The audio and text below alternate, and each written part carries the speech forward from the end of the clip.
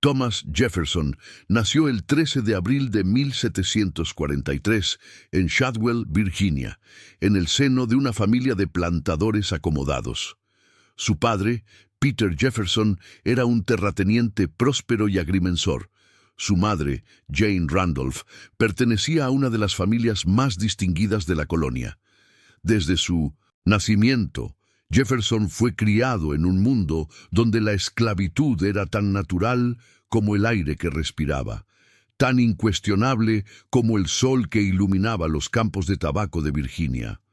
La educación de Jefferson fue excepcional para su época. Estudió en el College of William and Mary, donde se empapó de los escritos de John Locke, Francis Bacon y Isaac Newton. Se convirtió en abogado, legislador y, eventualmente, en uno de los pensadores políticos más influyentes de su generación. Su pluma produjo algunos de los documentos más trascendentales de la historia occidental.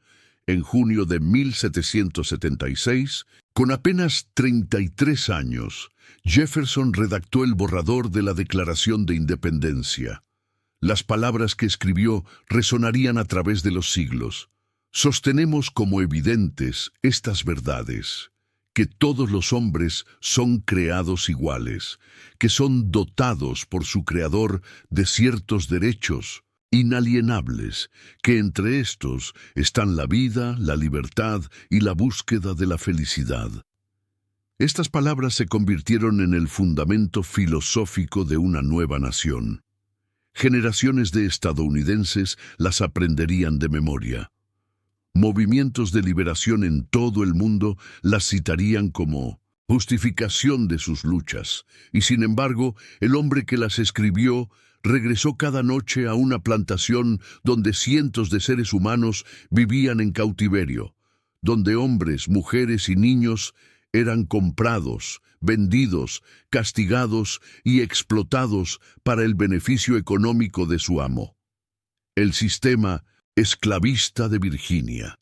Para comprender la historia de Thomas Jefferson y Sally Hemings, es necesario primero entender el sistema social, económico y legal que hacía posible la esclavitud en Virginia y en las colonias del sur de América del Norte.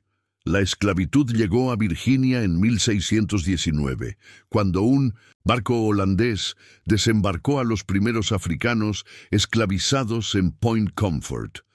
Durante las décadas siguientes, las colonias del sur desarrollaron un sistema de esclavitud hereditaria basado en la raza que no tenía precedentes en la historia humana. A diferencia de formas anteriores de servidumbre, la esclavitud americana era perpetua, hereditaria y racializada. Las leyes de Virginia establecían con claridad brutal el estatus de las personas esclavizadas. El principio de partus sequitur ventrem, adoptado en 1662, determinaba que el estatus de un niño seguía el de su madre. Esto significaba que cualquier hijo nacido de una mujer esclavizada era automáticamente esclavo, independientemente de quién fuera el padre. Esta ley tuvo consecuencias devastadoras. Incentivaba la violencia sexual de los amos blancos contra las mujeres esclavizadas, ya que los hijos resultantes se convertían en propiedad adicional. Según la ley de Virginia, las personas esclavizadas eran consideradas bienes muebles, chattel property. Podían ser compradas, vendidas, hipotecadas, heredadas y legadas como cualquier otra propiedad. No podían poseer bienes, firmar contratos, contraer matrimonio legal, testificar en juicios contra blancos, ni aprender a leer y escribir. No tenían derecho a su propio cuerpo, a su trabajo, a sus hijos, ni a su futuro. La violencia era el fundamento del sistema. Los amos tenían autoridad legal casi absoluta sobre las personas que esclavizaban. Los castigos físicos eran rutinarios: azotes, marcas con hierro candente, mutilaciones. El asesinato de una persona esclavizada por su amo rara vez era castigado. Las familias eran separadas constantemente a través de ventas. Las mujeres esclavizadas no tenían protección legal contra la violencia sexual. La economía de la plantación Monticello, la plantación que Jefferson diseñó y construyó en una colina cerca de Charlottesville, Virginia, era el centro de un complejo imperio agrícola. En su momento de mayor extensión, las propiedades de Jefferson abarcaban más de 5.000 acres de tierra. Pero la tierra sin trabajo no producía riqueza, y el trabajo en las plantaciones del sur era realizado por personas esclavizadas. A lo largo de su vida, Jefferson poseyó a más de 600 personas. En cualquier momento dado, entre 130 y 140 personas esclavizadas vivían y trabajaban en Monticello y las plantaciones adyacentes. Cultivaban tabaco, trigo y otros cultivos. Trabajaban como herreros, carpinteros, cocineros, costureras, jardineros y sirvientes domésticos. Construyeron la mansión de Monticello con sus propias manos. Mantuvieron funcionando la economía que permitía a Jefferson dedicarse a la política, la filosofía y las artes. Jefferson era consciente de su dependencia del trabajo esclavizado. En sus escritos privados, comparó a los esclavistas con personas que sostienen a un lobo por las orejas, temerosos de soltar, pero incapaces de mantener la sujeción indefinidamente. Reconoció la injusticia fundamental de la esclavitud. En un borrador temprano de la Declaración de Independencia, incluso condenó el comercio de esclavos como una guerra cruel contra la naturaleza humana misma. Pero Jefferson nunca liberó a la gran mayoría de las personas que esclavizó. A pesar de sus escrúpulos filosóficos, dependía económicamente de su trabajo. Vivía muy por encima de sus medios, acumulando deudas enormes para mantener el estilo de vida aristocrático que consideraba apropiado para un caballero de Virginia. Cuando murió en 1826, sus deudas eran tan grandes que la mayoría de las personas esclavizadas en Monticello fueron vendidas en subasta pública para pagar a sus acreedores.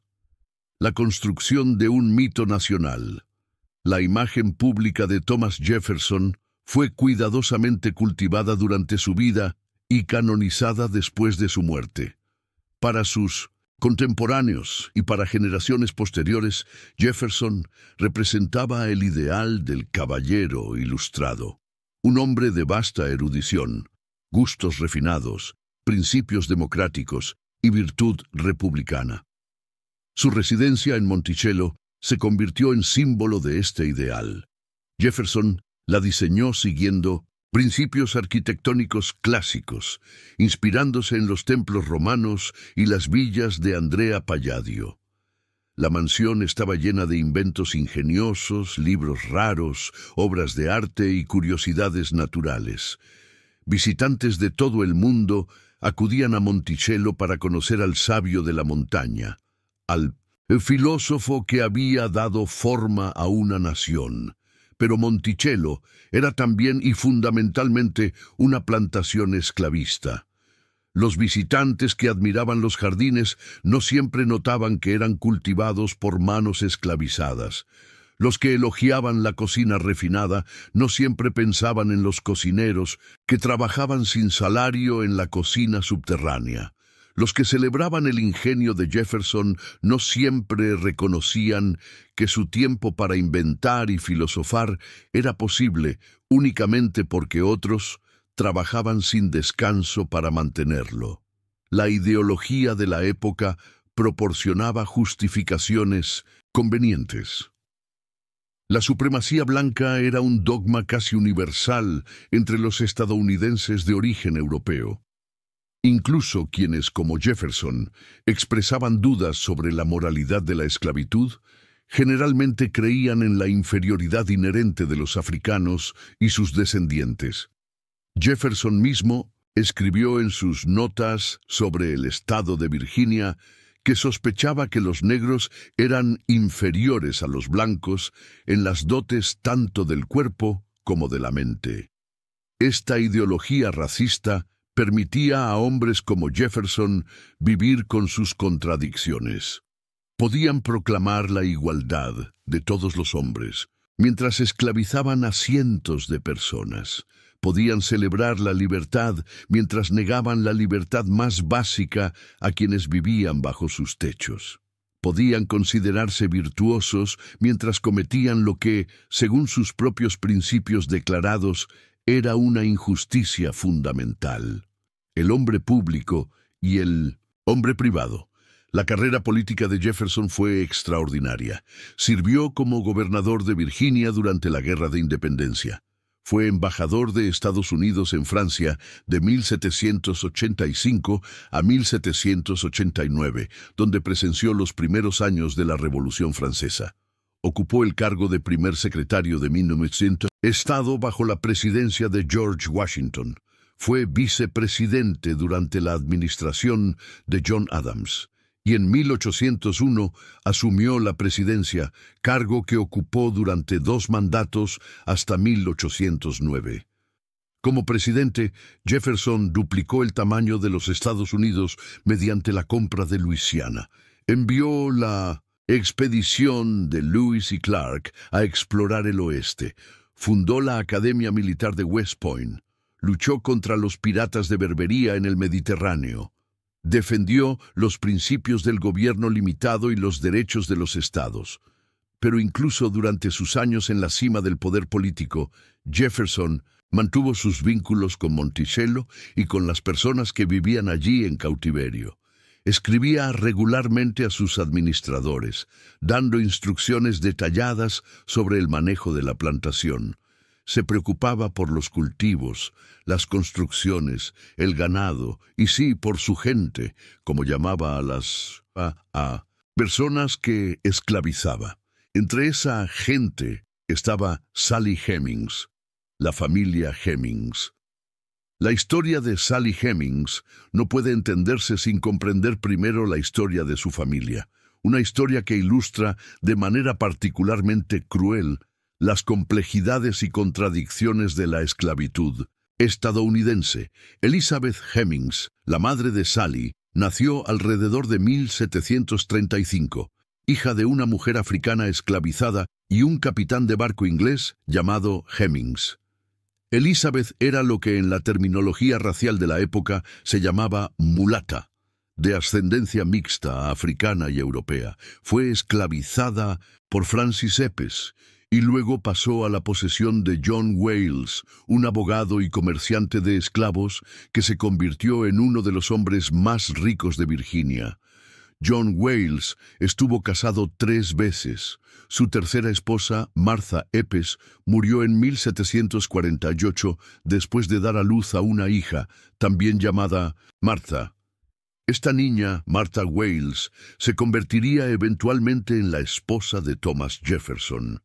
Pero John Wales no permaneció solo después de la muerte de su tercera esposa. Según los testimonios de los descendientes de la familia Hemings, Wales tomó a Elizabeth Hemings como su concubina. Durante los años siguientes, Elizabeth dio a luz a 6 hijos, cuyo padre era John Wales, Robert, James, Tenia, Crita, Peter y Sally. Esto significaba que Sally Hemings y Martha Wales Jefferson eran medio hermanas. Compartían el mismo padre, pero mientras Martha nació libre, heredera de una fortuna considerable, Sally nació esclavizada, propiedad de su propio padre.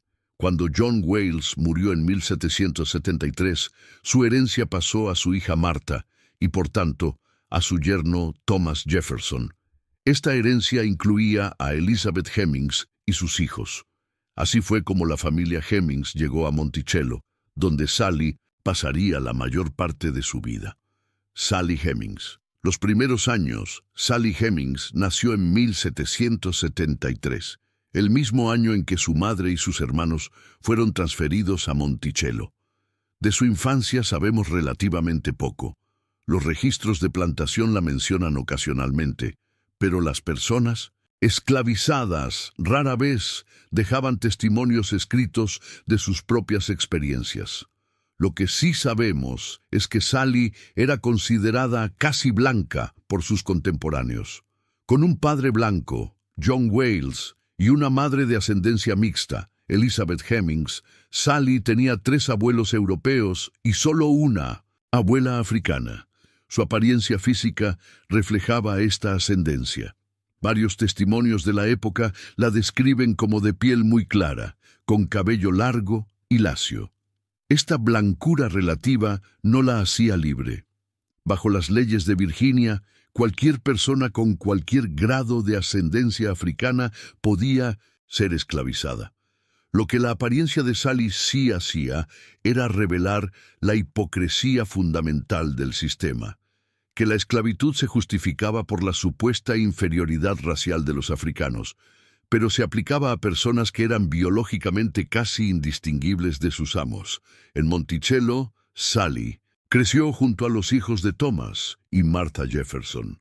Su hermano, James Hemings, fue entrenado como cocinero y eventualmente se convirtió en chef personal de Jefferson. Otros miembros de la familia Hemings ocupaban posiciones privilegiadas en la jerarquía de la plantación, trabajos domésticos, oficios especializados, puestos de confianza, pero privilegio, en el contexto de la esclavitud, es un término que debe usarse con extrema cautela. Los Hemings podían vivir mejor que los trabajadores de campo, pero seguían siendo esclavos. Podían ser vendidos en cualquier momento. No tenían derechos legales. Sus cuerpos no les pertenecían. Su relativa cercanía a la familia Jefferson no era una señal de respeto o afecto genuino, sino una expresión más de la dinámica de poder que definía todas las relaciones en una sociedad esclavista. Martha Jefferson y la promesa Martha Wales se casó con Thomas Jefferson en 1772. Por todos los testimonios disponibles, fue un matrimonio de profundo afecto. Martha era inteligente, musical, encantadora. Jefferson estaba genuinamente enamorado de ella. Durante sus 10 años de matrimonio, Martha dio a luz a 6 hijos, pero solo 2. Martha, llamada Patsy, y Mary, llamada Polly, sobrevivieron hasta la edad adulta. Los embarazos repetidos debilitaron la salud de Martha. Después del nacimiento de su última hija, Lucy Elizabeth, en mayo de 1782, Martha nunca se recuperó. Martha Jefferson murió el 6 de septiembre de 1782. Tenía 33 años. Thomas Jefferson quedó devastado. Según testimonios familiares, Martha, en su lecho de muerte, hizo prometer a su esposo que nunca volvería a casarse. Jefferson cumplió esa promesa. Nunca volvió a casarse legalmente. Pero la historia de la promesa tiene otro elemento que los historiadores han señalado. Se dice que Elizabeth Hemings, la madre de Sally, estuvo presente en la habitación durante los últimos momentos de Martha. Algunos historiadores han especulado que la promesa de Jefferson de no volver a casarse fue, al menos en parte, una forma de asegurar a Martha que ninguna otra mujer blanca ocuparía su lugar, sin excluir necesariamente otras formas de relación. Esta interpretación es, por supuesto, especulativa. Lo que no es especulativo es lo que sucedió unos años después, cuando Thomas Jefferson viajó a Francia y llevó consigo a Sally Hemings. Parte 2. Realidad privada y desequilibrio de poder. El viaje a París. En 1784, Thomas Jefferson fue nombrado embajador de Estados Unidos en Francia, reemplazando a Benjamin Franklin. Viajó a París con su hija mayor, Martha, Patsy, dejando a sus otras 2 hijas pequeñas, Mary, Polly y Lucy Elizabeth, en Virginia, al cuidado de 1.200 familiares. En 1785, la tragedia volvió a golpear. Lucy Elizabeth murió de tos ferina con apenas 2 años de edad. Jefferson, desolado y ansioso por su otra hija pequeña, pidió que Polly fuera enviada a Francia para reunirse con él. En 1787, Mary Jefferson, de 9 años, cruzó el Atlántico, y su Acompañante en ese viaje fue Sally Hemings, de 14 años. La elección de Sally como acompañante de la pequeña Mary no fue accidental. Sally era la tía materna de Mary, ya que Sally era media hermana de la difunta Martha Jefferson, lo que la convertía en tía de las hijas de Martha. Además, Sally era joven, de buen aspecto, y según los estándares de la época, confiable. Lo que nadie anticipó fue cómo cambiaría la vida de Sally Hemings en París. París, libertad legal, esclavitud real. Francia en 1787 era un lugar extraordinario. La revolución estaba a solo 2 años de distancia. Las ideas de 1900, la Ilustración, circulaban ampliamente, y crucialmente para la historia de Sally Hemings, la esclavitud era ilegal en suelo francés. El principio de libre suelo, Freedom Principle, establecía que cualquier persona esclavizada que pisara suelo francés podía reclamar su libertad. Varios casos judiciales habían establecido este precedente. James Hemings, el hermano de Sally que había viajado a Francia con Jefferson en 1784, era técnicamente libre mientras permaneciera en territorio francés. Sally Hemings, con 14 años, llegó a un país donde legalmente podía ser libre. Permaneció en Francia hasta 1789, cuando tenía 16 años. Durante esos 2 años cruciales, vivió en la residencia del embajador estadounidense, aprendió francés, fue entrenada como dama de compañía y comenzó una relación con Thomas Jefferson que duraría el resto de su vida. ¿Sabía Sally que podía reclamar su libertad en Francia? Casi con certeza. Su hermano James lo sabía y eventualmente negoció con Jefferson un acuerdo. Regresaría a Virginia a cambio de la promesa de ser liberado después de entrenar a un reemplazo. ¿Por qué Sally no hizo lo mismo? ¿Por qué no buscó su libertad en un país donde la ley la protegía? La respuesta, según el testimonio de Madison Hemings, hijo de Sally, es que Sally sí consideró quedarse en Francia. Pero Jefferson la convenció de regresar mediante promesas, que sus hijos serían liberados al cumplir 21 años, que ella sería tratada bien, que tendría una vida privilegiada en Monticello. Estas promesas, hechas por un hombre de 44 años a una adolescente de 16, en el contexto de una relación de poder absoluto, ilustran de manera desgarradora la imposibilidad del consentimiento bajo la esclavitud. La cuestión del consentimiento. Es necesario abordar directamente una cuestión que algunos historiadores han tratado de evadir. ¿Puede hablarse de consentimiento en la relación entre Thomas Jefferson y Sally Hemings? La respuesta, desde cualquier perspectiva ética coherente, es no. El consentimiento requiere libertad, requiere la capacidad de decir no sin consecuencias catastróficas, requiere igualdad fundamental entre las partes. Ninguna de estas condiciones existía en la relación entre Jefferson y Hemings. Sally Hemings era propiedad legal de Thomas Jefferson. Él podía venderla, castigarla, separarla de su familia. Tenía el poder absoluto sobre cada aspecto de su vida. En este contexto, el sí de una persona esclavizada no tiene el significado moral que tiene el consentimiento entre personas libres. Algunos defensores de Jefferson han argumentado que la relación fue genuinamente afectuosa, que Sally eligió regresar a Virginia, que fue tratada bien. Estos argumentos, aunque puedan contener elementos de verdad, son fundamentalmente irrelevantes para la cuestión moral central.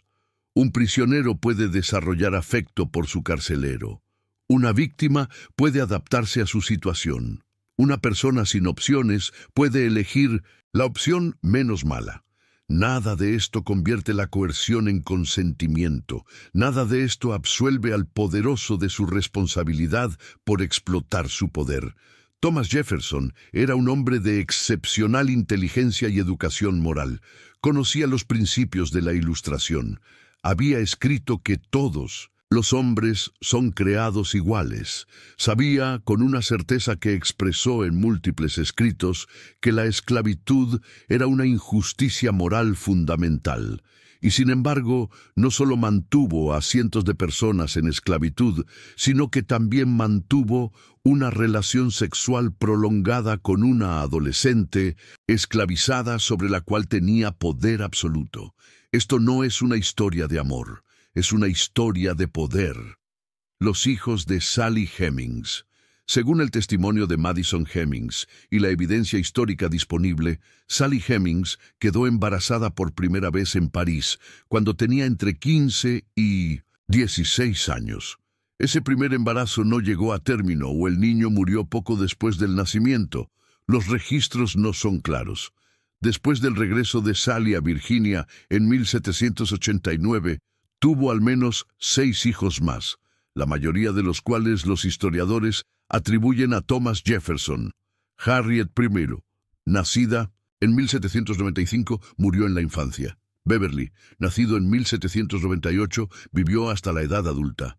Una hija sin nombre, nacida en 1799, murió en la infancia. Harriet II, nacida en 1801, vivió hasta la edad adulta. Madison, nacido en 1805, vivió hasta la edad adulta. Eston, nacido en 1808, vivió hasta la edad adulta. Los nacimientos de estos hijos seguían un patrón revelador. Ocurrían aproximadamente 9 meses después de los periodos documentados en que Jefferson estaba presente en Monticello. Este patrón fue posteriormente confirmado por análisis estadísticos rigurosos y, en 1998, por pruebas de ADN. Los 4 hijos que sobrevivieron hasta la edad adulta, Beverly, Harriet, Madison y Eston, eran, como su madre, de apariencia predominantemente europea. Con 7 de sus 8 bisabuelos siendo de origen europeo, eran genéticamente más blancos que muchos estadounidenses que se identificaban como blancos. Jefferson cumplió, al menos parcialmente, las promesas que había hecho a Sally en París. Beverly y Harriet fueron permitidos escapar cuando tenían 21 años. Lo que en la práctica significaba que Jefferson miró hacia otro lado, mientras abandonaban Monticello para comenzar nuevas vidas, como personas blancas libres. Madison y Eston fueron liberados en el testamento de Jefferson, los únicos esclavos que liberó al morir, además de otros miembros de la familia Hemings. Sally misma no fue liberada en el testamento de Jefferson. Después de su muerte en 1826, fue entregada extraoficialmente a sus hijos Madison y Eston por la hija de Jefferson, Martha Randolph. Sally vivió el resto de su vida en Charlottesville, muriendo en 1835, la vida en Monticello. ¿Cómo era la vida cotidiana de Sally Hemings en Monticello? Los registros nos dan una imagen fragmentaria pero reveladora. Sally ocupaba una posición ambigua en la jerarquía de la plantación. Era una esclava doméstica de confianza, lo que la colocaba por encima de los trabajadores de campo en la rígida estratificación del mundo de la plantación. Era la encargada del guardarropa de Jefferson, responsable de sus habitaciones privadas. Tenía acceso a espacios de la casa que estaban vedados a otros esclavos. Pero su posición también era precaria de maneras particulares. No tenía ningún reconocimiento formal de su relación con Jefferson. No era su esposa, ni podía serlo. La ley de Virginia prohibía el matrimonio interracial. No era reconocida como la madre de sus hijos ante la sociedad. Vivía en una especie de limbo social, demasiado cercana al amo para ser una esclava ordinaria, pero demasiado esclava para ser cualquier otra cosa. Los hijos de Sally tampoco eran reconocidos por Jefferson como suyos. Aparecían en los registros de la plantación como esclavos, listados junto con su valor monetario estimado. Jefferson nunca reconoció públicamente su paternidad. En sus escritos se refiere a ellos solo como los hijos de Sally, o simplemente los menciona por nombre sin indicación de su relación con ellos. Esta falta de reconocimiento era, por supuesto, común en las relaciones entre amos blancos y mujeres esclavizadas. La paternidad interracial era un secreto a voces en el sur esclavista. Todos sabían qué ocurría. Nadie hablaba de ello abiertamente. Los hijos resultantes ocupaban un espacio imposible, biológicamente relacionados con las familias blancas prominentes, legalmente propiedad de esas mismas familias. El silencio de Thomas Jefferson, era un escritor prolífico. Dejó miles de cartas, documentos y notas. Escribió extensamente sobre política, filosofía, ciencia, agricultura, arquitectura, pero sobre Sally Hemings y sus hijos con ella no dejó prácticamente nada. Este silencio es elocuente. Jefferson era meticuloso en su mantenimiento de registros. Llevaba cuentas detalladas de sus gastos, sus cosechas, sus proyectos de construcción. Registraba los nacimientos, muertes, compras y ventas de las personas que esclavizaba, pero nunca escribió, en ningún documento que haya sobrevivido, sobre su relación con Sally Hemings o sobre sus sentimientos hacia los hijos que tuvo con ella. Algunos historiadores han interpretado este silencio como evidencia de que la relación nunca existió, que las acusaciones eran calumnias políticas sin fundamento. Pero esta interpretación no resiste el escrutinio. El silencio de Jefferson sobre Sally Hemings es consistente con su silencio general sobre todos los aspectos de su vida privada que consideraba vergonzosos o comprometedores. Más probablemente, el silencio refleja la profunda disonancia cognitiva de un hombre que sabía que sus acciones contradecían sus principios declarados. Jefferson había escrito que la esclavitud era moralmente incorrecta. Había advertido sobre las consecuencias terribles de la mezcla racial, y sin embargo mantuvo durante décadas una relación que producía exactamente esa mezcla que decía temer, con una mujer a quien mantenía en la condición que decía deplorar. El silencio era la única forma de mantener la coherencia de su imagen pública. Si hubiera reconocido la relación, habría tenido que enfrentar la contradicción entre sus palabras y sus actos.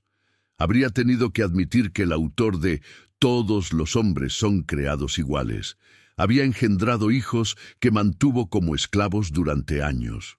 El silencio le permitía evitar esa confrontación, al menos mientras vivía. Las mujeres de Monticello. La historia de Sally Hemings no puede entenderse aisladamente. Era parte de un patrón más amplio de explotación sexual de mujeres esclavizadas que era endémico en el sur estadounidense. Las mujeres esclavizadas no tenían protección legal contra la violencia sexual. No podían negarse a los avances de sus amos sin arriesgar castigos severos. No podían denunciar los abusos ante ningún tribunal. Sus cuerpos eran, según la ley, propiedad de otros. Las consecuencias de esta situación eran visibles en toda plantación del sur. Niños de piel clara entre los esclavizados, semejanzas faciales entre la familia del amo y los esclavos de la casa, medio hermanos, primos y sobrinos divididos por la línea del color, unos libres y otros esclavizados. En Monticello, la familia Hemings era el ejemplo más visible de este patrón. Los hijos de Sally Hemings eran nietos de John Wales, al igual que los hijos legítimos de Martha Jefferson. Eran primos hermanos de Martha Randolph, la hija de Jefferson que manejaba la casa. Compartían sangre con la élite de Virginia, pero vivían como sus esclavos. Esta situación creaba dinámicas familiares de una complejidad tortuosa. Martha Randolph, por ejemplo, sabía casi con certeza que su padre tenía una relación con Sally Hemings. Vivía en la misma casa. Veía a los niños que se parecían a su padre, pero mantuvo el silencio durante toda su vida. Y después de la muerte de su padre, negó vehementemente que la relación hubiera existido.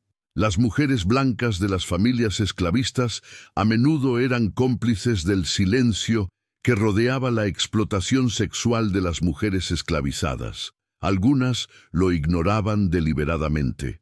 Otras culpaban a las mujeres negras, describiéndolas como seductoras que tentaban a sus esposos. Muy pocas cuestionaban el sistema que hacía posible tal explotación. El costo humano es fácil, al discutir figuras históricas de la estatura de Jefferson, perderse en abstracciones. La esclavitud como sistema, las contradicciones de la era, la complejidad moral de tiempos y pasados. Pero la esclavitud no era una abstracción, era la experiencia vivida de millones de personas. Sally Hemings tuvo al menos 6 hijos. 2 de ellos murieron en la infancia. Los 4 que sobrevivieron pasaron sus primeros años sabiendo que eran esclavos de su propio padre, sabiendo que su padre, a quien veían diariamente, no los reconocía como suyos, sabiendo que su estatus legal era el de propiedad, no el de personas. Beverly y Harriet, cuando llegaron a la edad adulta, pasaron como blancos y desaparecieron de la historia. Abandonaron sus nombres, su familia, su madre. Construyeron nuevas identidades en un mundo que los habría rechazado si hubiera conocido su verdadera ascendencia. Vivieron el resto de sus vidas con un secreto que no podían revelar. Madison Hemings dejó el testimonio más detallado de la vida de su familia. En 1873 dio una entrevista al periódico Pike County Republican, en la que describió su infancia en Monticello, la relación de su madre con Jefferson y las promesas que Jefferson había hecho a Sally en París. Su testimonio fue ignorado o rechazado por los historiadores blancos durante más de un siglo. Eston Hemings inicialmente vivió como hombre negro libre en Ohio, pero eventualmente se mudó a Wisconsin y también comenzó a pasar como blanco. Cambió su apellido de Hemings a Jefferson. Sus descendientes se identificaron como blancos durante generaciones. Sally Hemings misma no dejó ningún testimonio escrito. No sabemos qué pensaba sobre su situación, sobre Jefferson, sobre sus hijos divididos por la línea del color. Su voz fue silenciada por un sistema que negaba a las personas esclavizadas el derecho a la alfabetización, a la expresión pública, a la preservación de sus propias historias. Lo que sí sabemos es que vivió toda su vida en una situación sobre la cual no tenía control, que tuvo hijos con un hombre que nunca reconoció esa paternidad, que vio a 2 de sus hijos morir y a otros 2 desaparecer para siempre en el mundo blanco, que pasó sus últimos años dependiendo de la precaria tolerancia de la familia de Jefferson, que murió sin haber sido nunca legalmente libre. Parte 3. Negación, silencio y supresión histórica. El escándalo de 1802. La relación entre Thomas Jefferson y Sally Hemings no fue un secreto bien guardado durante la vida de Jefferson. Circulaban rumores en Virginia durante años, pero el tema explotó en la escena nacional en 1802, cuando Jefferson estaba en su primer mandato como presidente. James Callender era un periodista escocés inmigrante con un historial de ataques virulentos contra figuras políticas. Anteriormente había sido un aliado de Jefferson, publicando ataques contra los federalistas que Jefferson apoyaba secretamente. Pero cuando Callender fue encarcelado bajo las leyes de sedición y luego no recibió el nombramiento político que esperaba de Jefferson, se volvió contra su antiguo benefactor con furia.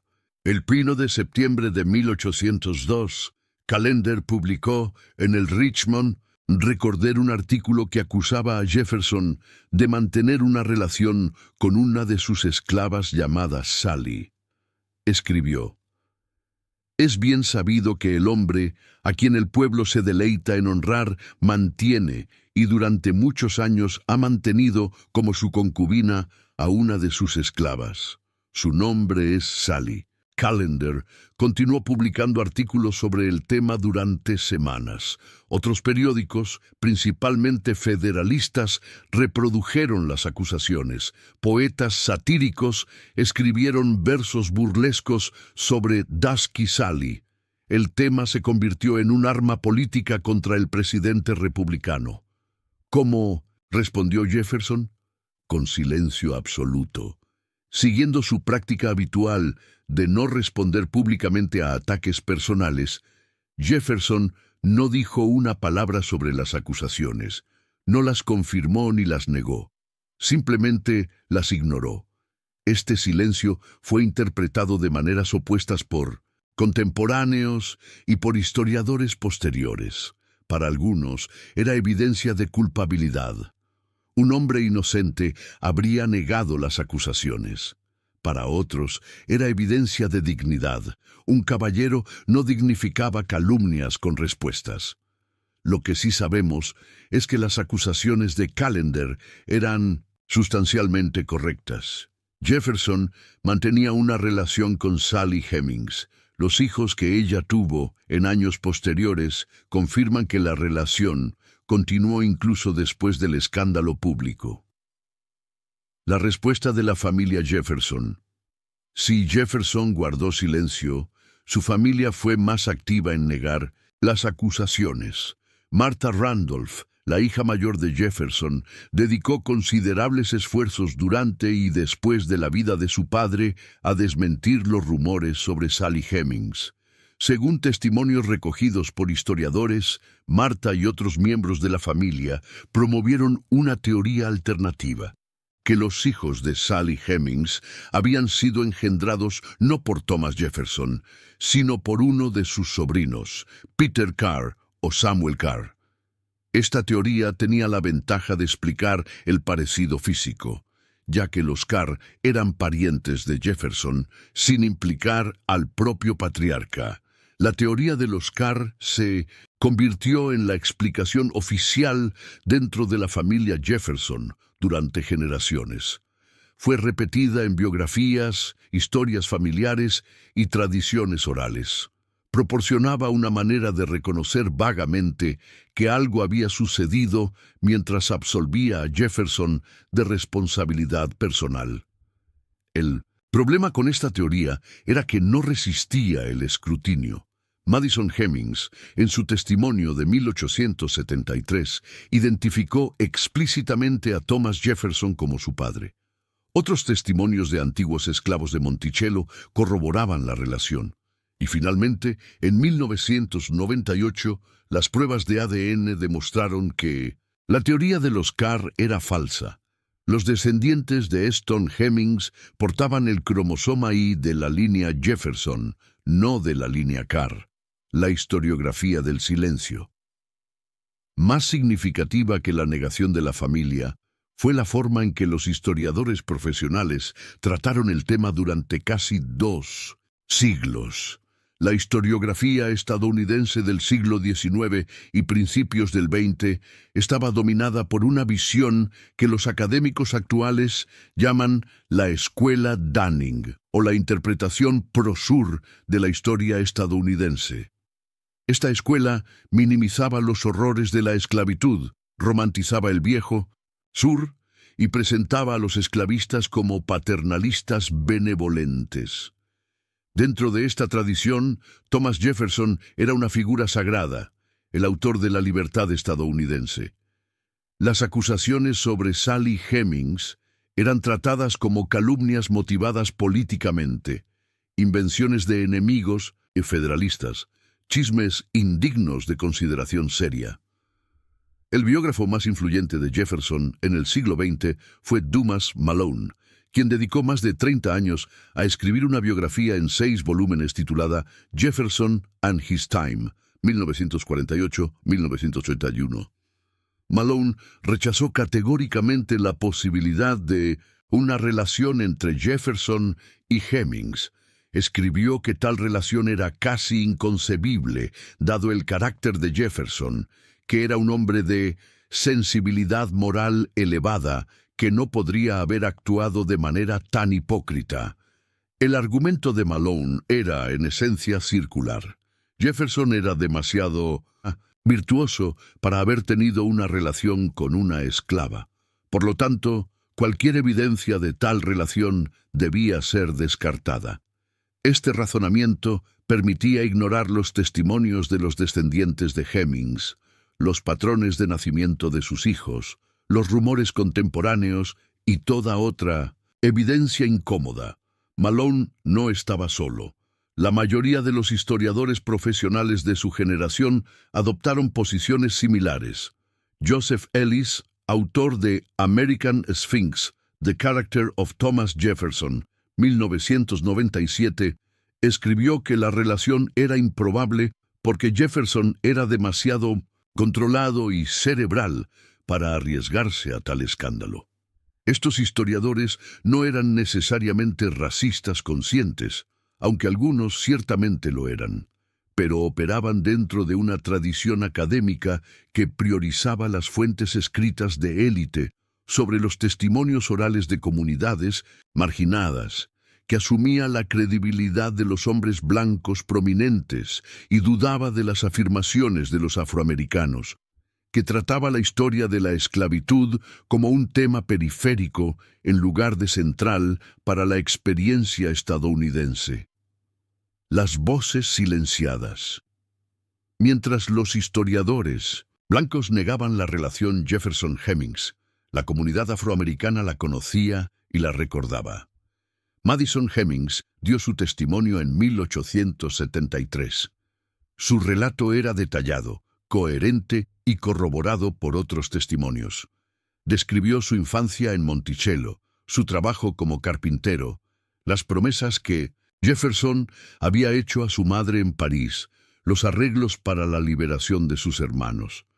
Pero el testimonio de Madison Hemings fue ignorado por los historiadores profesionales durante más de un siglo. Cuando lo mencionaban, era para descartarlo como poco confiable, como el producto de vanidad familiar o de confusión sobre hechos lejanos. La idea de que un antiguo esclavo pudiera ser una fuente histórica confiable sobre su propia vida no entraba en el marco epistemológico de la historiografía dominante. Los descendientes de Sally Hemings mantuvieron viva la memoria de su ascendencia a través de generaciones. Las familias que descendían de Beverly, Harriet, Madison y Eston transmitieron la historia de su conexión con Jefferson de padres a hijos. Algunos habían pasado como blancos y mantenían su ascendencia en secreto. Otros vivían como afroamericanos y conocían su historia. Estas tradiciones orales familiares fueron descartadas por los historiadores como mitos o leyendas sin fundamento. La ironía era profunda. Los historiadores confiaban en las tradiciones orales de la familia Jefferson, particularmente la teoría de los Carr, mientras rechazaban las tradiciones orales de la familia Hemings. Esta asimetría reflejaba las estructuras de poder de la sociedad estadounidense. Las voces blancas eran creíbles, las voces negras no lo eran. Las fuentes de élite eran históricas. Las fuentes populares eran folclore. Los documentos escritos eran evidencia. Los testimonios orales eran rumores. El cambio historiográfico. El tratamiento histórico de la relación Jefferson-Hemings comenzó a cambiar en la década de 1970, en el contexto del movimiento por los derechos civiles y la emergencia de nuevas perspectivas historiográficas. Fawn Brodie, una historiadora que había escrito biografías de figuras controvertidas como Joseph Smith y Richard Nixon, publicó en 1974 Thomas Jefferson, An Intimate History.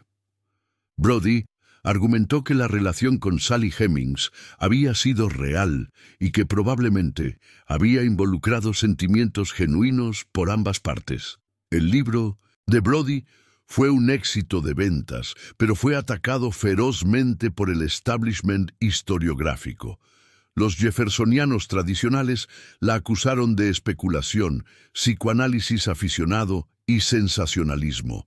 Dumas Malone calificó su trabajo como una mezcolanza de hecho y ficción, pero Brody había abierto una puerta. En las décadas siguientes, una nueva generación de historiadores comenzó a reexaminar la evidencia. La historiadora Annette Gordon Reed, ella misma afroamericana, publicó en 1997 Thomas Jefferson and Sally Hemings, An American Controversy, un análisis riguroso de la evidencia, y argumentaba que los testimonios de los descendientes de Hemings habían sido injustamente descartados. Gordon Reed demostró que el rechazo de la historia Jefferson-Hemings se basaba no en la evidencia, sino en suposiciones racistas sobre la credibilidad de las fuentes. Los historiadores habían aplicado estándares diferentes a las afirmaciones de la familia Jefferson y a las de la familia Hemings. Habían asumido que Jefferson era demasiado virtuoso para tal relación, ignorando evidencia de que tales relaciones eran comunes entre esclavistas. Las pruebas de ADN de 1998. En noviembre de 1998, la revista Nature publicó los resultados de un estudio de ADN que cambió permanentemente el debate. Un equipo de científicos había analizado el cromosoma Y de descendientes masculinos de la familia Jefferson y de la familia Hemings. Los resultados fueron inequívocos. Los descendientes de Eston Hemings, el hijo menor de Sally, portaban el mismo haplotipo del cromosoma Y que los descendientes de la línea paterna de Thomas Jefferson. Esto demostraba que un hombre de la familia Jefferson había engendrado al menos a Eston Hemings. El estudio también examinó a los descendientes de Thomas Woodson, un hombre que según tradiciones familiares era el primer hijo de Sally Hemings, concebido en París. Los resultados mostraron que Woodson no portaba el ADN de Jefferson, lo que sugería que las tradiciones sobre él eran incorrectas o que otro hombre había sido su padre. Los defensores de Jefferson intentaron argumentar que otro miembro de la familia Jefferson, como su hermano Randolph, podría haber sido el padre de Eston Hemings. Pero esta explicación era poco plausible. Randolph Jefferson rara vez visitaba Monticello, mientras que Thomas Jefferson estaba presente durante los períodos de concepción de todos los hijos de Sally. Además, el estudio de ADN era consistente con otros tipos de evidencia que apuntaban específicamente a Thomas Jefferson. La Thomas Jefferson Foundation, que administra Monticello, convocó un comité de investigación que en 2000 concluyó que era muy improbable que Jefferson fuera el padre de los 6 hijos de Sally Hemings. Esta conclusión fue adoptada como la posición oficial de la fundación. Las resistencias persistentes, a pesar de la evidencia de ADN y las conclusiones de los historiadores profesionales, algunos grupos continuaron negando o minimizando la relación Jefferson-Hemings.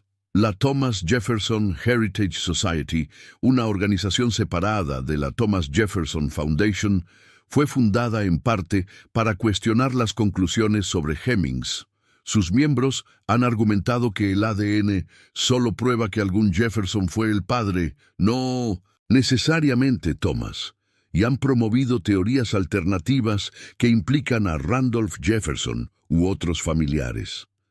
Estas resistencias reflejan las dificultades de abandonar narrativas históricas establecidas, especialmente cuando esas narrativas están ligadas a identidades nacionales y personales. Para muchos estadounidenses, Thomas Jefferson es un símbolo sagrado de los valores fundacionales del país. Reconocer que el autor de Todos los hombres son creados iguales mantuvo como esclava a la madre de sus hijos es cognitivamente difícil y emocionalmente perturbador. También existen resistencias entre algunos historiadores que argumentan que la evidencia, aunque sugestiva, no es concluyente, que el ADN solo prueba la paternidad de Eston, no de los otros hijos, que las motivaciones y sentimientos de Jefferson y Hemings permanecen fundamentalmente desconocidos. Estas objeciones tienen cierto mérito técnico. Nunca tendremos certeza absoluta sobre todos los aspectos de la relación, pero los estándares de certeza aplicados a la historia de Jefferson-Hemings rara vez se aplican a otras afirmaciones históricas. Los historiadores aceptan rutinariamente conclusiones basadas en evidencia circunstancial mucho más débil cuando no hay motivaciones ideológicas para resistirlas. El costo de la supresión. La negación histórica de la relación Jefferson-Hemings tuvo consecuencias reales para personas reales. Durante generaciones, los descendientes de Sally Hemings fueron excluidos de los eventos y reuniones de la familia Jefferson. No eran reconocidos como parientes. Sus historias familiares eran tratadas como fabricaciones. Su conexión con uno de los padres fundadores de la nación era negada por los custodios de su legado. En 1999, después de la publicación del estudio de 1900 ADN, la Asociación de Descendientes de Thomas Jefferson votó para no admitir a los descendientes de Hemings como miembros. La votación reflejaba divisiones persistentes entre los descendientes blancos de Jefferson, algunos de los cuales continuaban rechazando la evidencia histórica. No fue sino hasta 2018 que la asociación votó para reconsiderar su posición, permitiendo que los descendientes de Sally Hemings se unieran. Para entonces, muchos de los descendientes originales que habían buscado reconocimiento habían muerto sin obtenerlo. La exclusión de Monticello también fue prolongada. Durante décadas, las exhibiciones en la plantación minimizaban o ignoraban la historia de Sally Hemings. Los tours se centraban en Jefferson el estadista, Jefferson el arquitecto, Jefferson el intelectual, mientras trataban la esclavitud como un aspecto periférico de la vida de Monticello. Esto comenzó a cambiar en las décadas de 2000 y 2010, a medida que la Thomas Jefferson Foundation adoptó una interpretación más honesta de la historia de la plantación. En 2017, la fundación restauró la habitación de Sally Hemings, un pequeño espacio adyacente a los aposentos de Jefferson que había sido convertido en baño en renovaciones anteriores.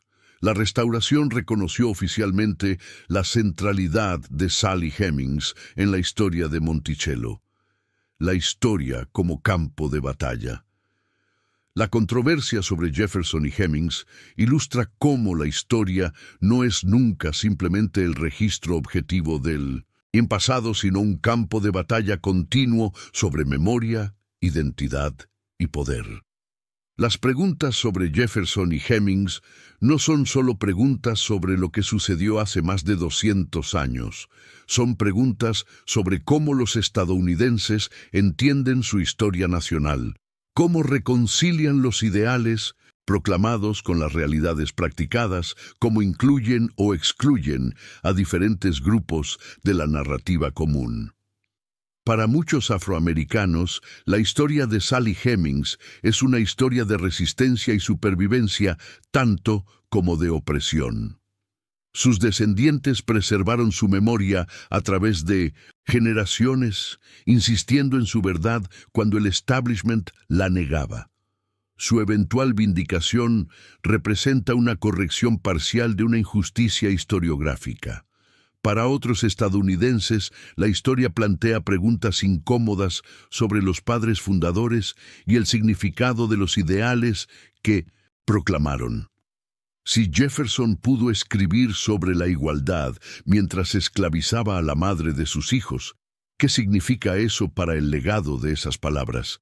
¿Cómo debemos recordar a figuras que fueron tanto arquitectos de la libertad como perpetuadores de la esclavitud? Estas preguntas no tienen respuestas fáciles, pero la supresión histórica que caracterizó el tratamiento del tema durante casi 2 siglos garantizó que las respuestas ni siquiera pudieran buscarse. Al negar los hechos básicos, los historiadores tradicionales impidieron cualquier confrontación honesta con las contradicciones del pasado estadounidense. Parte 4. Reconocimiento, legado y reflexión moral. La transformación de Monticello. En las últimas 2 décadas, la interpretación de Monticello ha experimentado una transformación profunda. Lo que antes se presentaba principalmente como el hogar de un genio ilustrado ahora, se presenta como lo que siempre fue, una plantación esclavista donde más de 600 personas fueron mantenidas en cautiverio a lo largo de los años.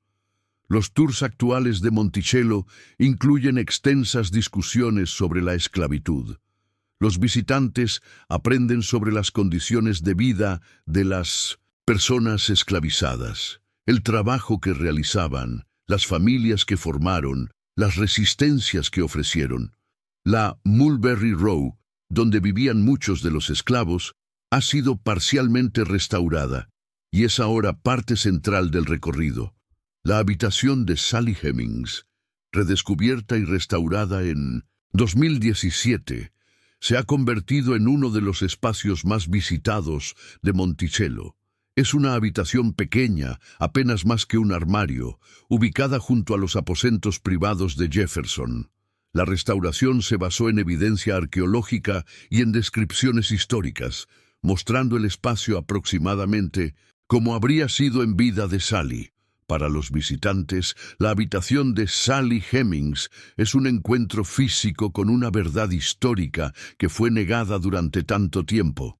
El pequeño espacio, la proximidad a los lujosos aposentos de Jefferson, la ausencia de cualquier privacidad o autonomía, todo ello comunica de manera visceral la realidad del poder absoluto que definía la relación.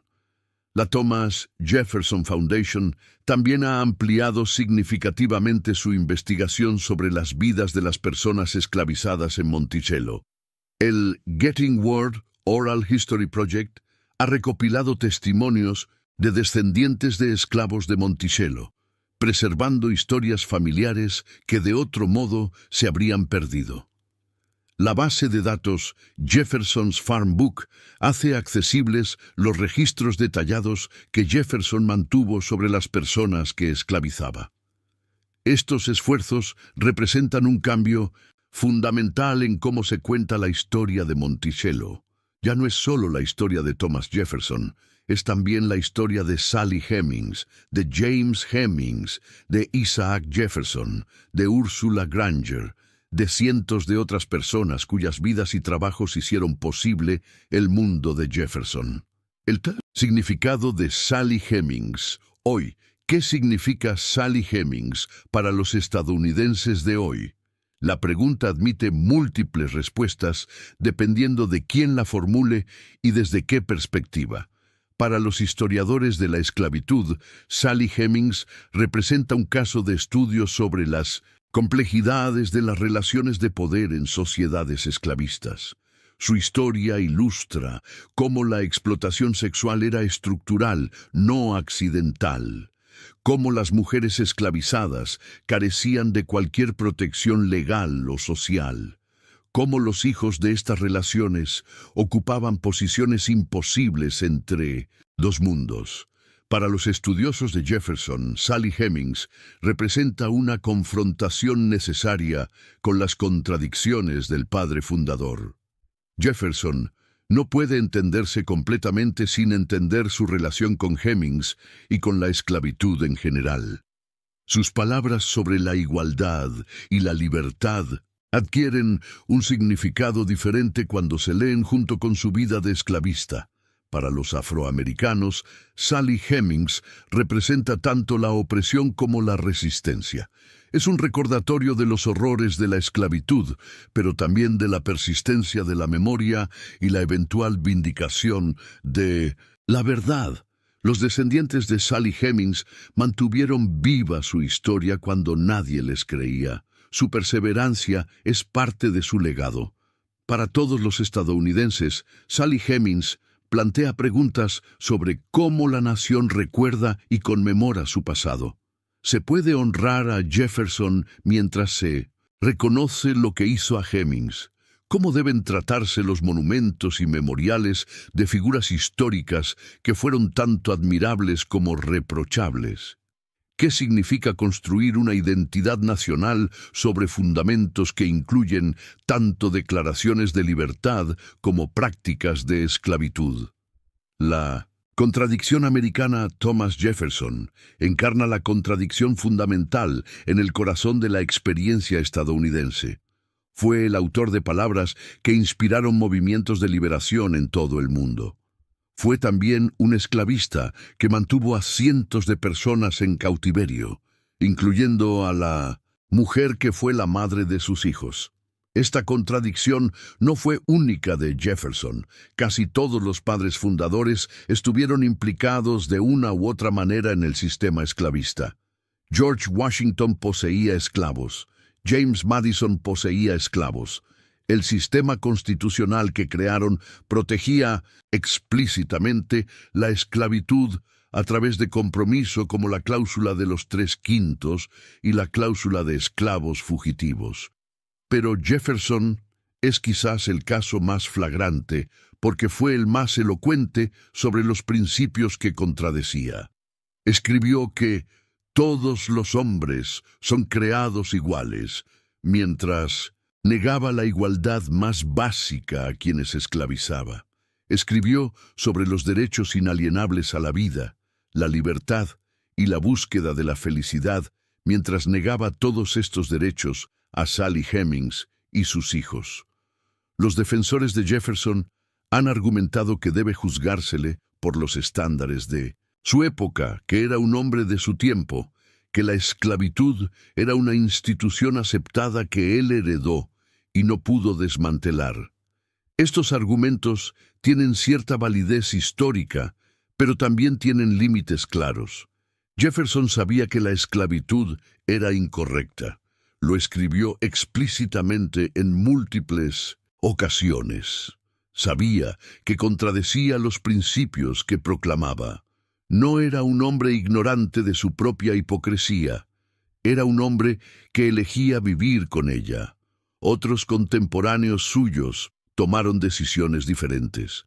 Los cuáqueros de Pensilvania comenzaron a liberar a sus esclavos en la década de 1770. Algunos padres fundadores, como John Adams y Alexander Hamilton, nunca poseyeron esclavos o se opusieron activamente a la institución. La esclavitud no era inevitable ni universal, era una elección, y Jefferson eligió perpetuarla. La esclavitud y el presente. La historia de Thomas Jefferson y Vision Center, Sally Hemings, no es solo una historia del pasado. Tiene implicaciones directas para debates contemporáneos sobre raza, memoria y justicia en los Estados Unidos.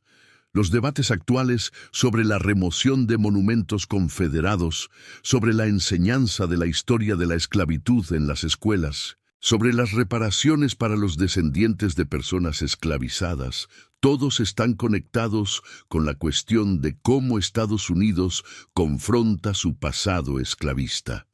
Durante generaciones, la narrativa dominante minimizaba la centralidad de la esclavitud en la historia estadounidense. La esclavitud se presentaba como un defecto en el sistema, una contradicción temporal que fue corregida por la Guerra Civil, un capítulo cerrado del pasado. Esta narrativa permitía celebrar a los padres fundadores sin confrontar seriamente sus compromisos con la esclavitud. La historia de Jefferson y Hemings desafía esta narrativa de manera fundamental. Muestra que la esclavitud no era periférica sino central para las vidas de los fundadores. Muestra que las contradicciones no eran menores sino fundamentales. Muestra que las personas esclavizadas no eran figuras abstractas, sino individuos con nombres, historias y descendientes que viven hoy. Aproximadamente el 40% de los afroamericanos pueden rastrear su ascendencia hasta personas esclavizadas en los Estados Unidos.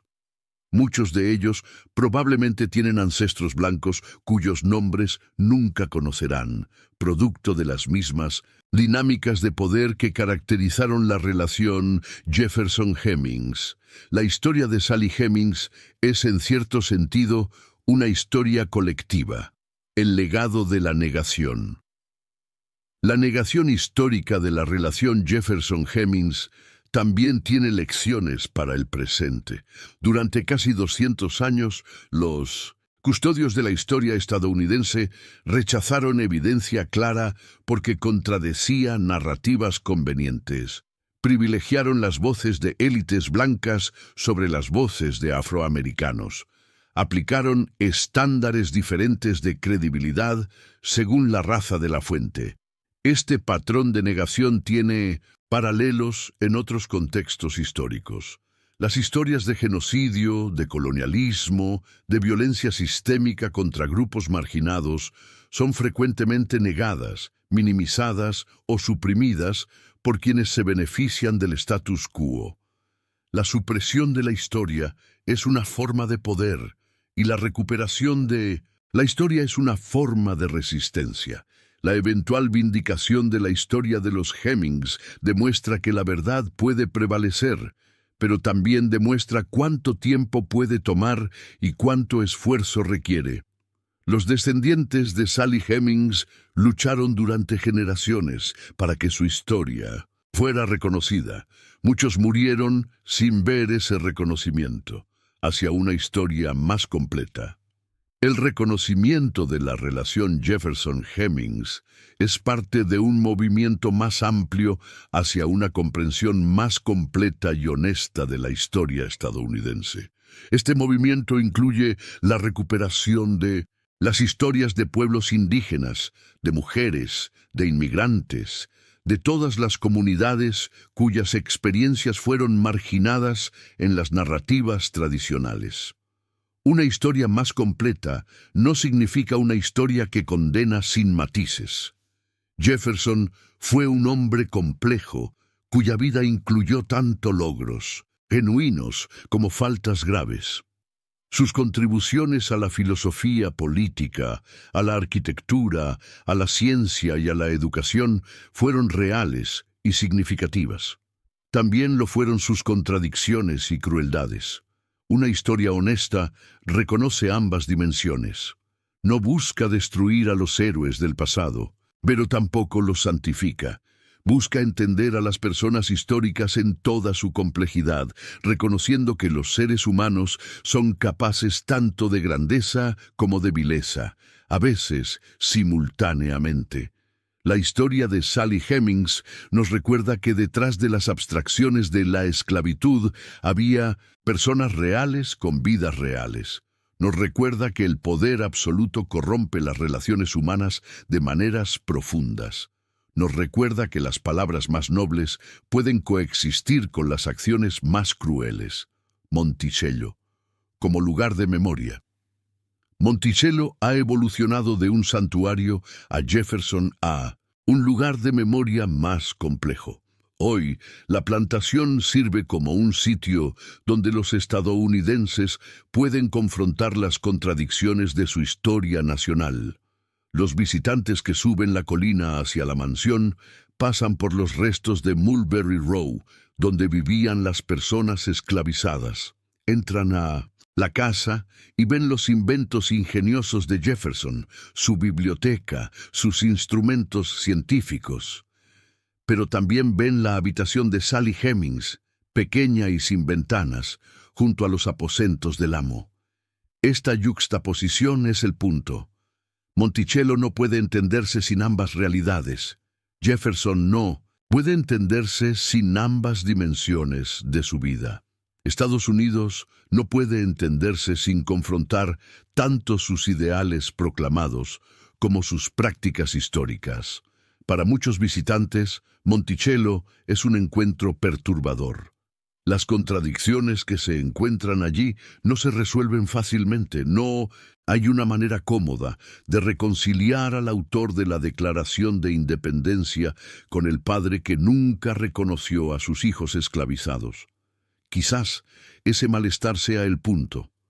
Una historia que no nos perturba, que no nos obliga a pensar, que no desafía nuestras suposiciones, probablemente no sea una historia completa. La perturbación que sentimos en Monticello es una señal de que estamos confrontando verdades difíciles. Sally Hemings, una vida recuperada. A lo largo de esta narrativa, hemos hablado extensamente sobre Thomas Jefferson y su legado. Pero es importante terminar centrándose en Sally Hemings misma, no como un apéndice de la historia de Jefferson, sino como una persona con su propia vida, sus propias experiencias, su propia significación. Sally Hemings vivió aproximadamente 62 años. Nació en la esclavitud y murió sin haber sido nunca legalmente libre. Tuvo al menos 6 hijos, de los cuales 4 sobrevivieron hasta la edad adulta. Vio a 2 de sus hijos desaparecer en el mundo blanco, renunciando a sus identidades para escapar de las limitaciones impuestas por el racismo estadounidense. No tenemos ningún escrito de Sally Hemings, ningún testimonio directo de sus pensamientos y sentimientos. Sabemos de ella principalmente a través de las voces de otros. Los registros de Jefferson, los testimonios de sus hijos, los recuerdos de otros esclavos de Monticello. Este silencio es en sí mismo significativo. La esclavitud no solo negaba a las personas su libertad física, también les negaba voz. Las personas esclavizadas generalmente no sabían leer ni escribir, no porque carecieran de capacidad, sino porque enseñarles era ilegal. Sus historias fueron preservadas oralmente o no fueron preservadas en absoluto. Pero a pesar del silencio, Sally Hemings dejó un legado. Sus descendientes llevan su sangre y su memoria. La verdad de su vida eventualmente prevaleció sobre las negaciones oficiales. Su pequeña habitación en Monticello es ahora un lugar de peregrinación para quienes buscan una historia más completa. En cierto sentido, Sally Hemings representa a todas las mujeres esclavizadas cuyas historias nunca se conocerán, cuyos nombres se perdieron, cuyas voces fueron permanentemente silenciadas. Su eventual reconocimiento es un acto de reparación no solo hacia ella y sus descendientes, sino hacia toda una comunidad cuya humanidad fue negada durante siglos. Reflexión final. La historia de Thomas Jefferson y Sally Hemings es en última instancia una historia sobre el poder de esclavizar, el poder de silenciar, el poder de negar, pero también el poder de la verdad y de la memoria. Jefferson tuvo el poder de mantener a Sally Hemings en 1900 esclavitud, de engendrar hijos con ella, de nunca reconocer públicamente esa relación ni a esos hijos. Tuvo el poder de escribir sobre la libertad mientras la negaba a quienes vivían bajo su techo. Los historiadores posteriores tuvieron el poder de determinar cómo se contaría la historia. De privilegiar ciertas voces sobre otras, de decidir qué evidencia era creíble y qué evidencia debía descartarse. Pero los descendientes de Sally Hemings también tuvieron poder. El poder de la memoria, de la tradición oral, de la insistencia en la verdad. Durante generaciones, cuando nadie les creía, mantuvieron viva la historia de su antepasada, y eventualmente su verdad prevaleció. Esta historia nos recuerda que el pasado nunca está simplemente terminado. Continúa viviendo en el presente, en las estructuras sociales que heredamos, en las memorias que preservamos o suprimimos, en las narrativas que contamos sobre quiénes somos y de dónde venimos. Confrontar honestamente la historia de la esclavitud estadounidense, incluyendo las contradicciones de sus figuras más veneradas, es esencial para comprender el presente y para construir un futuro más justo. La negación del pasado no lo hace desaparecer, solo hace más difícil aprender de él. Sally Hemings vivió toda su vida bajo el poder de otros. No eligió su situación ni tuvo control sobre su destino. Pero su historia, finalmente contada, nos obliga a confrontar verdades que preferíamos ignorar. Su memoria, finalmente honrada, nos recuerda que la justicia, aunque tardía, sigue siendo justicia. En los pequeños espacios de Monticello donde Sally Hemings pasó su vida, en los registros fragmentarios que documentan su existencia, en los descendientes que llevan su legado, encontramos una verdad que la historia oficial trató de emborrar, que detrás de cada proclamación de libertad había personas reales cuya libertad fue negada y que sus vidas y sus sufrimientos merecen ser recordados. La historia de Sally Hemings no es solo historia. Es un llamado a la memoria y a la responsabilidad que resuena hasta hoy, recordándonos que las palabras más nobles pierden su significado cuando quienes las pronuncian no las viven, y que la justicia no existe en abstracto, sino en el reconocimiento concreto de la humanidad de cada persona.